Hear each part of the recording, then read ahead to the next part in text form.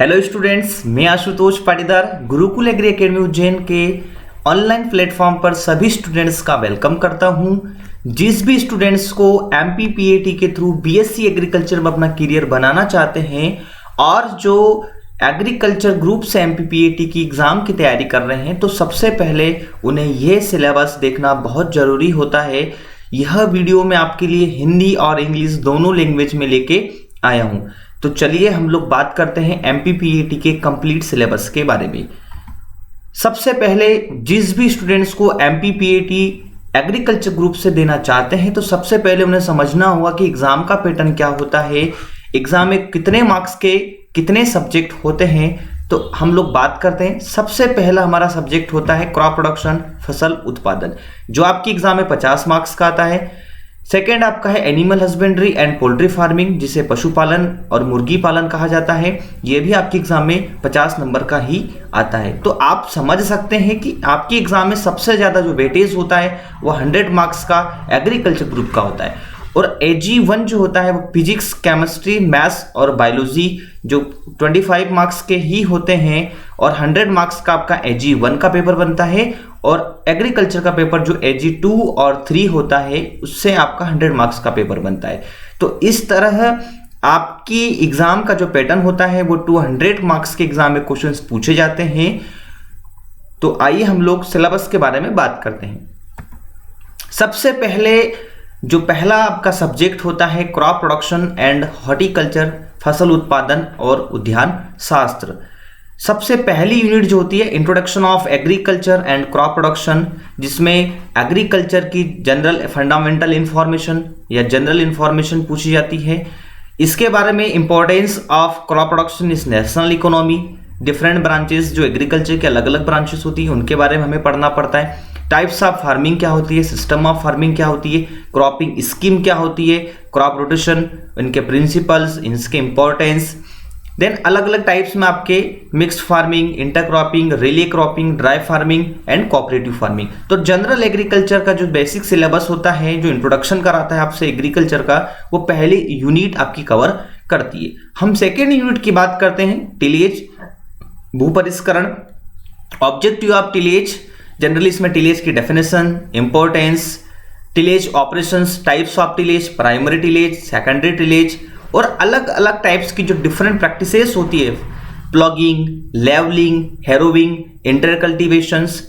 Tillage implements में मैं बात करता हूं primary tillage implements, secondary tillage implements.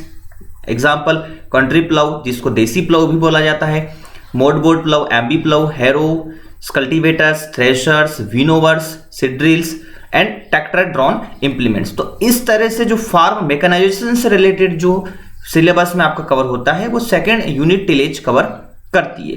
Third unit की मैं बात करता हूं एग्रीकल्चर सर्वेइंग एंड इकोनॉमिक्स, जिसमें इंपॉर्टेंस सर्वे के बारे में हमें पता होना चाहिए, ऑब्जेक्टिव क्या है सर्वे का, कौन कौन सी इसमें चेन यूज होती है, एग्रीकल्चर सर्वेइंग में कौन कौन से इंस्ट्रूमेंट यूज्ड होते हैं, जैसे for example optical square, cross stop, offset road, dumpy level, recording of field book. जो भी सर्वेयर होता है वो किसी भी डेटा को जो रिकॉर्ड करता है उसे फील्ड बुक बोला जाता है। एग्रीकल्चर इकोनॉमिक्स की मैं बात करता हूं तो इसमें सबसे पहले दे रखा है कि कल्टीवेटर्स जो होते हैं फार्मर्स, उनको सोर्स जो क्रेडिट का सोर्स होता है वो क्या होता है, डिफरेंट टाइप्स के जो ऑर्गेनाइजेशंस होते हैं, rural cooperative, credit and marketing societies. तो इस तरह से जो इकोनॉमिक्स मैनेजमेंट जो होता है ये थर्ड यूनिट कवर करती है। फोर्थ यूनिट की मैं बात करता हूं इरिगेशन ड्रेनेज, जिसमें इरिगेशन की डेफिनेशन, इसके ऑब्जेक्टिव्स क्या होते हैं, sources of irrigation and drainage, different types की जो इरिगेशन की मेथड होती है, वाटर रिक्वायरमेंट ऑफ क्रॉप, फसलों की जलमांग जो है, duty and discharge of water, common lift water, diesel and electric pumps. तो इस तरह से आपका फोर्थ यूनिट जो इरिगेशन एंड ड्रेनेज होती है ये जनरली ये सिलेबस आपका कवर करती है। आइए हम लोग चलते हैं फिफ्थ यूनिट पर। तो फिफ्थ यूनिट जो होती है वो होती है soil and soil fertility, means soil science. सबसे पहले इसमें सॉइल की डेफिनेशन क्या होती है, सॉइल किन किन कंपोनेंट्स मिलकर बनी होती है, मिनरल्स क्या होते हैं, सॉइल की कौन कौन सी प्रॉपर्टीज होती है, physical properties, chemical properties, biological properties. तो जनरली इनके बारे में आपको स्टडी करना पड़ता है। देन इसके अलावा मैं बात करता हूं कि सॉइल करेक्शन जो होता है, इनके काइंड क्या है, कॉजेज क्या है, कंट्रोल क्या है, मेजर ऑफ सॉइल कंजर्वेशन क्या होती है, सॉइल एसिडिटी और reclamation of soil pH.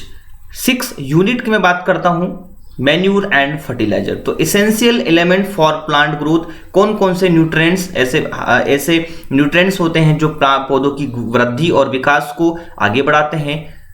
Then manure के बारे में बात करते हैं, ऑर्गेनिक मैन्यूर जिसमें farmyard manure, compost, green manure और डिफरेंट टाइप्स के जो नाइट्रोजनस, फॉस्फेटिक और पोटासिक फर्टिलाइजर होते हैं, इनकी प्रॉपर्टीज क्या होती है, इनमें कितने परसेंट न्यूट्रिएंट परसेंट पाया जाता है और इसकी एप्लीकेशन या यूजेस क्या है। जनरली ये 6 यूनिट आपकी होती है। 7th यूनिट की मैं बात करता हूं, production and cultivation of crop. ये यूनिट आपके इस सिलेबस में सबसे ज्यादा इंपॉर्टेंट, ज्यादातर आपके एग्जाम में क्वेश्चन इसी यूनिट से पूछे जाते हैं। तो इसमें आपको जनरली क्या क्या स्टडी करना पड़ती है, इसमें खरीफ क्रॉप, रबी क्रॉप और जायद जो क्रॉप होती है, for example jowar, maize, groundnut, cotton, paddy, soybean, arhar, urad, moong और रबी क्रॉप्स में wheat, linseed, mustard, sugar cane, gram, barley, इनकी स्टडी जनरली इनकी कल्टीवेशंस की स्टडी करना पड़ता है। कुछ पॉइंट्स होते हैं, फॉर एग्जांपल इनका बोटेनिकल नेम क्या होते हैं, इनकी ओरिजिन प्लेस क्या है, इनका इंपॉर्टेंस क्या है, इनकी सॉइल क्या होता है, इनका सीड रेट पर हेक्टेयर क्या होता है, इनका टेम्परेचर, इनकी climate, weather, manure fertilizer, irrigation, inter culture operations and weeding, improved varieties, yield per hectare, disease and pest and their control। तो जनरली ये कल्टीवेशन ऑफ क्रॉप होती है आपकी एग्जाम में, एमपीपीटी में जो ज्यादातर जो मोस्टली एग्जाम में क्वेश्चंस पूछे जाते हैं, जिनका वेटेज ज्यादा होता है। तो एग्रीकल्चर में, क्रॉप प्रोडक्शन में सबसे ज्यादा क्वेश्चंस कल्टीवेशन ऑफ क्रॉप्स से ही पूछे जाते हैं। 8th यूनिट की मैं बात करता हूं, प्लांट प्रोटेक्शन, जिसको पादप संरक्षण बोला जाता है। तो इसमें जनरली आपका वीट साइंस कवर होता है, वीट्स की स्टडी करना पड़ती है, वीट्स की ग्रोथ क्या है, इंपॉर्टेंस क्या है, कैसे उनके कॉजेस होते हैं, क्लासिफिकेशन क्या है, कौन कौन से वीट्स जिसे हम कंट्रोल मेथड यूज करते हैं, for example chemical method, biological method, cultural method, herbicide, इनके ट्रेड नेम्स क्या होती है, एंड एंटोमोलॉजी भी इसमें जनरली हम लोग कवर होती है। और आपका होता है एक और पैथोलॉजी, जिसको हम डिसीज साइंस भी बोला जाता है। हम 9th यूनिट की बात करते हैं, इंट्रोडक्शन ऑफ हॉर्टिकल्चर। इसमें सबसे पहले हॉर्टिकल्चर का जनरली इंट्रोडक्शन होता है, स्कोप क्या है, डेफिनेशन क्या है, ब्रांचेस क्या होती है, पोमोलॉजी में ऑर्चर्ड जो लोकेशंस होती है वो लेआउट कैसे बनता है, प्लांटिंग सिस्टम की कुछ प्रैक्टिसेस होती है, जैसे for example training, pruning, intercropping, wind breaks, protection from frost and sunburn. Generally इसमें रेजुलेशन ऑफ ऑर्चर्ड जो होता है। तो पहली यूनिट जो बेसिक सिलेबस होता है आपका हॉर्टिकल्चर का, वो इंट्रोडक्शन ऑफ हॉर्टिकल्चर वाली यूनिट कवर करती है। 10th यूनिट जो होती है वो वेजिटेबल फार्मिंग होती है, क्लासिफिकेशन ऑफ वेजिटेबल। इसमें जनरली अलग अलग टाइप्स की जो वेजिटेबल्स होती है उनकी स्टडी करना पड़ता है। For example cultivation of potato, radish, carrot, cole crops में onion, brinjal, chillies, tomato and potatoes. 11th unit जो होती है वो फ्रूट कल्टीवेशन, जो पोमोलॉजी से रिलेटेड होती है। इसमें बेसिकली पहले वेजिटेटिव प्रोपगेशन के बारे में हमें पढ़ना पड़ता है, बडिंग क्या होता है, इनार्चिंग, गुटी, cutting, grafting, layering, cultivation of papaya, banana, grapes, mango, guava and citrus fruits. तो इनकी जनरली कल्टीवेशन भी हमें स्टडी करना पड़ता है। 12th यूनिट होती है ऑर्नामेंटल एंड फ्लोरिकल्चर। ऑर्नामेंटल जिसे हम फ्लोरिकल्चर भी बोलते हैं, तो इसमें फ्लावर्स की स्टडी होती है, जो एनुअल फ्लावर्स होते हैं, विंटर समर सीजन वाले जो फ्लावर्स होते हैं। इसमें आपका कल्टीवेशंस जो होती है फ्लावर्स की, रोज, केना, क्राइसेंथेमम, इनका लॉन का मेंटेनेंस कैसा होता है। तो जनरली 12th वाली जो यूनिट ऑर्नामेंटल एंड फ्लोरिकल्चर होती है ये कवर करती है। लास्ट यूनिट में बात आपको डिस्कस करता हूं, फ्रूट एंड वेजिटेबल प्रिजर्वेशन। तो इसमें जनरली जो प्रिजर्वेशन होता है वो फ्रूट्स का होता है, वेजिटेबल्स का होता है। तो इस यूनिट में जनरल प्रिंसिपल्स क्या है, मेथड्स कौन कौन सी प्रिजर्वेशन की यूज होती है, देन इसमें आपका जो जेली कैसे बनाया जाता है, लाइम स्क्वेज कैसे बनाया जाता है, टोमेटो सॉस कैसे बनाया जाता है, कुछ इसकी टेक्निक्स हैं जैसे कैनिंग है, बॉटनिंग है, इनकी भी स्टडी हमें इसमें करना पड़ती है।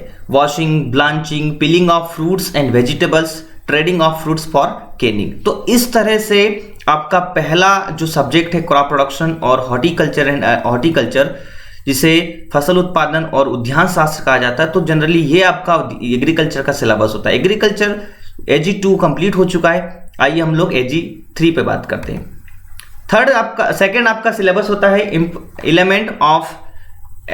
Elements of animal husbandry and poultry farming, पशुपालन और कुक्कुट पालन के तत्व, जिसे AG 3 भी बोला जाता है। इसमें सबसे पहली यूनिट जो होती है एनिमल एनाटॉमी एंड क्लासिफिकेशन होती है। इसमें इंट्रोडक्शन होता है एनिमल हस्बेंड्री का, लाइव स्टॉक, जो इंडियन इकोनॉमी में लाइव स्टॉक का कितना इंपॉर्टेंस है, body part of cow and buffalo, description of importance system, respiratory system क्या होता है, डाइजेस्टिव सिस्टम क्या होता है, रिप्रोडक्टिव सिस्टम्स क्या होते हैं, वो सिक्रेशन ऑफ मिल्क। तो जनरली पहली जो यूनिट होती है वो एक बेसिकली फंडामेंटल एनिमल हस्बेंड्री के बारे में आपको कवर करती है। सेकेंड यूनिट है इंप्रूव्ड कैटल ब्रीड्स। इसमें काउ, बफेलो, गॉट और सीप, तो इनकी ब्रीड्स के बारे में हमें जनरली इसमें पढ़ना पड़ता है। थर्ड यूनिट है care and management of kettle, जिसमें आपका केटल्स जो होते हैं इनका केयर कैसे होता है, इनका मैनेजमेंट कैसे करना पड़ता है। तो जनरली हम इसके बारे में हमें इसमें पढ़ना पड़ता है। उनके लिए हमें क्या क्या, प्रेग्नेंट काउ होती है, मिल्च काउ होती है, ये मिल्च कैटल है, वर्किंग बफेलोस कैसा होता है, बूल कैसा होता है। तो जनरली इनका care management third unit cover करती है। फोर्थ यूनिट है ब्रीडिंग ऑफ कैटल। इसमें जनरली ब्रीडिंग से रिलेटेड होती है, जो क्रॉस ब्रीडिंग है, लाइन ब्रीडिंग है, Mendel's law breeding, artificial insemination in cattle with examples. तो जनरली ब्रीडिंग वाला जो सिलेबस होता है वो फोर्थ यूनिट कवर करती है। फिफ्थ यूनिट है जजिंग ऑफ कैटल। इसमें जनरली इंपॉर्टेंस क्या है जजिंग का, जजिंग कौन कौन सी मेथड होती है, एक जो केटल्स के लिए, जो एनिमल्स के लिए जो स्कोर कार्ड मेथड होती है वो कैसे वर्क करती है, basis of body part, judging the age of cattle, cattle की एज को हम कैसे जज कर सकते हैं। तो जनरली फिफ्थ यूनिट आपका ये सिलेबस कवर करती है। सिक्स्थ यूनिट की मैं बात करता हूँ एनिमल फीडिंग, जिसे फीड एंड फीडिंग भी बोला जाता है। इसमें जनरली जो डेयरी केटल्स जो होता है उनको उनके फीडिंग के प्रिंसिपल्स क्या है, डिफरेंट टाइप्स ऑफ फीड्स जो होते हैं, फोर्डर्स क्या क्या है, न्यूट्रिटिव कॉल्स क्या है, कौन कौन से खरीफ फोर्डर्स, रबी फोर्डर्स, जिससे for example hay, silage crop, preservation उनका हम किस टाइप से कर सकते हैं। तो जनरली ये 6 यूनिट जो होती है एनिमल फीडिंग ये आपका कवर करती है। सेवंथ यूनिट की मैं बात करता हूं कॉमन डिसीज ऑफ केटल। तो सेवंथ यूनिट में आप एनिमल्स की, जो केटल्स की कॉमन डिसीज होती है उनके बारे में जैसे हमें स्टडी करना पड़ता है। रिंडरपेस्ट केस क्या होती है, एफएमडी क्या होती है, ब्लैक क्वार्टर क्या होती है, एचएस जिसे गलकोटू के नाम से बोला जाता है, इंथ्रेक्स क्या होती है। तो जनरली जो कॉमन डिसीज होती है केटल की वो सेवंथ यूनिट आपकी कवर करती है। 8th unit dairy farming. Dairy farming की मैं बात करता हूं तो यहां से आपका general idea of regarding dairy farming, जैसे आप विलेज में बिजनेस करना चाहते हैं, टाउन में बिजनेस करना चाहते हैं, तो उसके लिए क्या क्या कंडीशंस रिक्वायर्ड होती है, जैसे for example land, labour, capital management and techniques. 9th unit है मिल्क प्रोडक्शन, जिसमें डिफरेंट टाइप्स की जो मेथड होती है मिल्किंग की, principles of clean milk production, factors affecting quality and quantity of milk. 10th unit होती है composition of milk, definition of milk. इसमें हम जनरली स्टडी करते हैं मिल्क की किस टाइप से मिल्क बनता है, कंपोजिशंस क्या है मिल्क का, factor affecting composition of milk. 11th unit होती है फिजिकल प्रॉपर्टीज ऑफ मिल्क, जिसमें टेम्परेचर, बॉइलिंग, फ्रीजिंग पॉइंट क्या होता है, उनका पीएच क्या होती है, डेंसिटी कितनी होती है, स्पेसिफिक ग्रेविटी, यूज ऑफ लैक्टोमीटर्स। तो इस तरह से 11th unit physical properties of milk.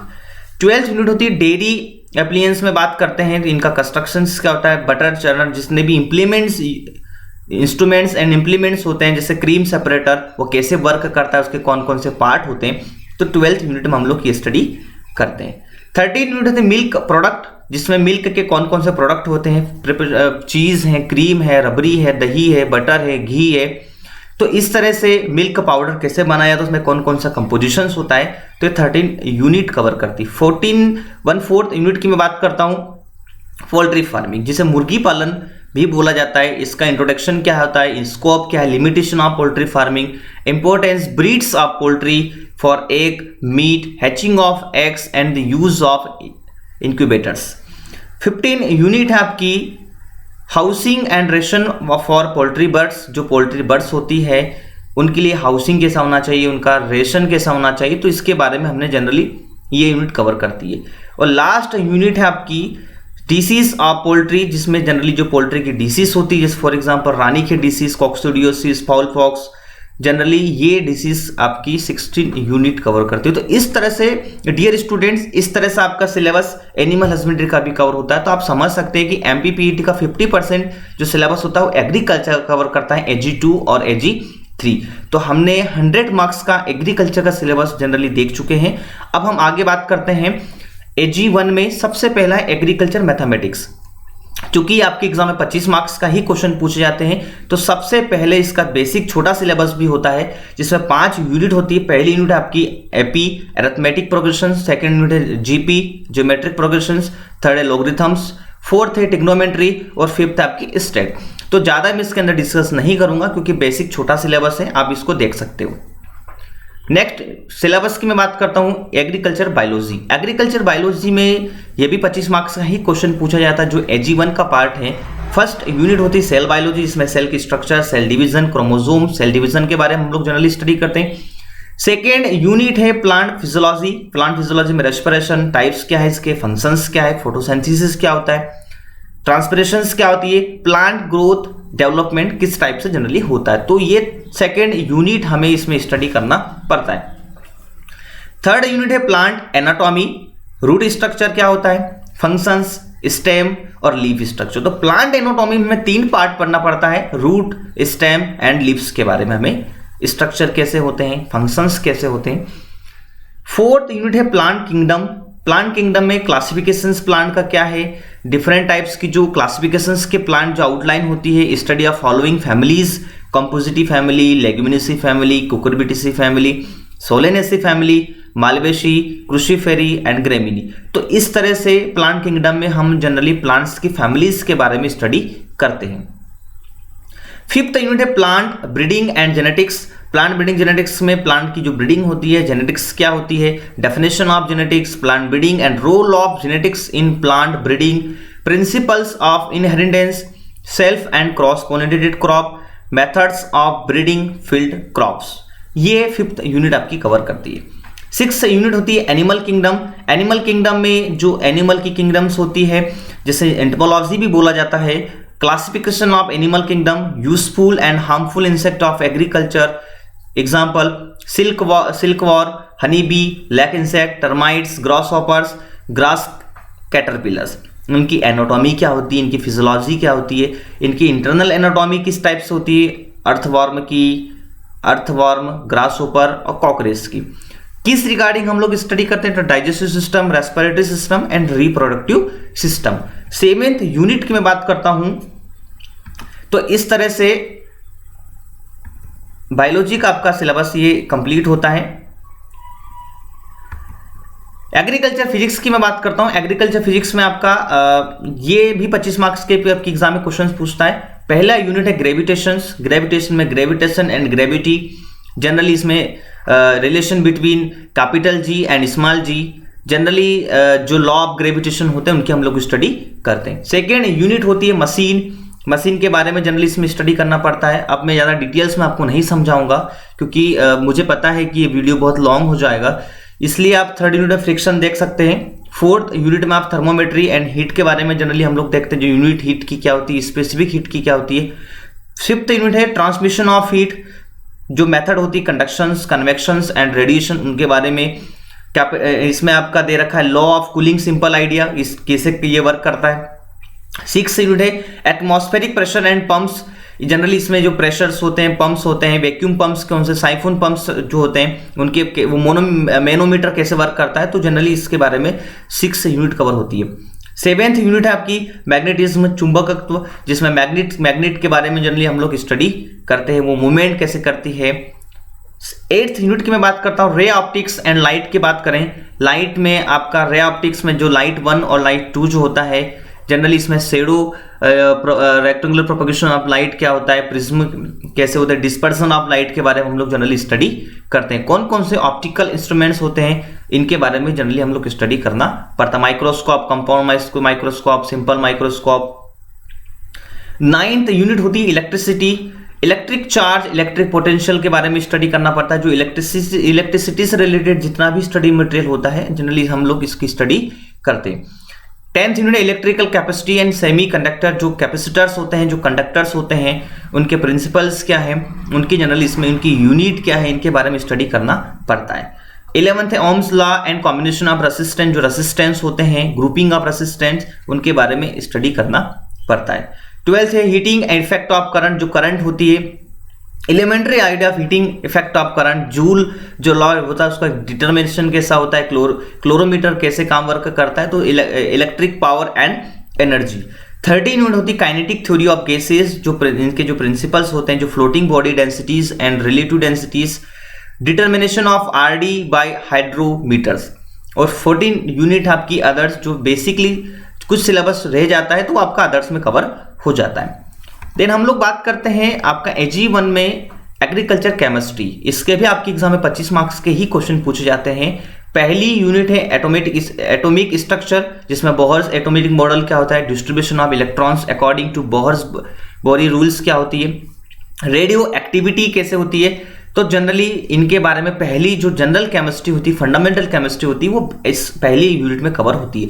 Second unit है केमिकल बॉन्डिंग, केमिकल बॉन्डिंग में जो डिफरेंट टाइप्स की जो उनकी बॉन्डिंग्स होती है, उनके कैरेक्टरिस्टिक्स क्या होते हैं। थर्ड है आयनिक थ्योरी, आयनिक थ्योरी में आपका दे रखा है इसमें जो determination of pH, buffer solutions क्या होता है, ionic product of water, hydrolysis, neutralisations. Fourth unit है कोलाइड्स, जिसमें आपका दे रखा है लियोफिलिक और lyophobic colloids, properties of colloids, colloidal solutions क्या होते हैं, प्रोटेक्टिव कोलाइड्स क्या होते हैं। फिफ्थ यूनिट है सॉइल सॉल्ट, जिसमें जितने भी मिनरल्स होते हैं उनके सॉइल में, उनके सॉल्ट्स के, उनके इंपॉर्टेंस के बारे में, उनके इंट्रोडक्शन के बारे में, उनके केमिकल कंपोजिशन के बारे में हम लोग स्टडी करते हैं। 6 यूनिट है केमिकल फर्टिलाइजर्स, केमिकल फर्टिलाइजर्स में जो manufactures of different fertilisers for NPK and utilisation micro nutrient, जो न्यूट्रेंट्स होते हैं मैक्रो न्यूट्रेंट्स और माइक्रो न्यूट्रेंट्स, इनका एनपीके, इनका न्यूट्रेंट परसेंट कितना होता है, इनका मैन्युफैक्चर कैसा होता है, इनको कैसे यूटिलाइजेशन किया जाता है, जनरली हम लोग स्टडी करते हैं 6 यूनिट केमिकल फर्टिलाइजर्स में। 7th यूनिट है ओलोमेट्रिक एनालिसिस में सॉल्यूशन का स्ट्रेंथ क्या होता है, नॉर्मेलिटी क्या होती है, determination of equivalent, weight of acid, base and salt. 8th unit होती है ऑर्गेनिक केमिस्ट्री, ऑर्गेनिक केमिस्ट्री जिसमें इंट्रोडक्शन क्या है, determination of empirical molecular and structure formula of simple organic compounds. 9th unit होती है आपकी classification and nomenclature of organic compounds, classification and nomenclature जो organic compounds का होता है, जिसमें आइसोमेरीज में नॉल आता है, जो जनरली इस 9th यूनिट आपकी कवर करती है। 10th है आपका हाइड्रोकार्बन्स, जिसमें saturated hydrocarbon, unsaturated hydrocarbon, example methane, ethylene, chemistry of गोबर गैस। 11th यूनिट होती है अल्कोहल, जिसमें फर्मेंटेशंस, इथाइल अल्कोहल एंड यूरिया, इनके बारे में जनरली स्टडी करना पड़ता है। 12th यूनिट है ऑयल एंड फैट्स, जिसमें ऑयल्स के बारे में, उनका फैट्स के बारे में, उनका एक्सट्रैक्शंस कैसा होता है, उनका कंपोजिशंस क्या है, उनकी प्रॉपर्टीज क्या है, manufacture of soap, vanaspati ghee, use of oil in paints, जो पैंट्स होते हैं उसमें ऑयल का किस टाइप की यूज होता है, जनरली हम लोग 12th यूनिट में इनका स्टडी करते हैं। 13 यूनिट है बायोकेमिस्ट्री, जिसमें आपका कार्बोहाइड्रेट, प्रोटीन, विटामिन, एंजाइम्स, इनके बारे में हम लोग स्टडी करते हैं। तो इस तरह से आप डियर स्टूडेंट्स, आप इस तरह से देख सकते हो कि मैंने आपको हिंदी और इंग्लिश दोनों लैंग्वेज में एमपीपीएटी के जो एग्रीकल्चर ग्रुप का जो सिलेबस है मैंने आपको अच्छे से समझाया है। जो भी स्टूडेंट्स इस वीडियो को देख रहा है गुरुकुल एग्री एकेडमी की ओर से, उन सभी स्टूडेंट्स का मैं thank you for watching this video. Good luck.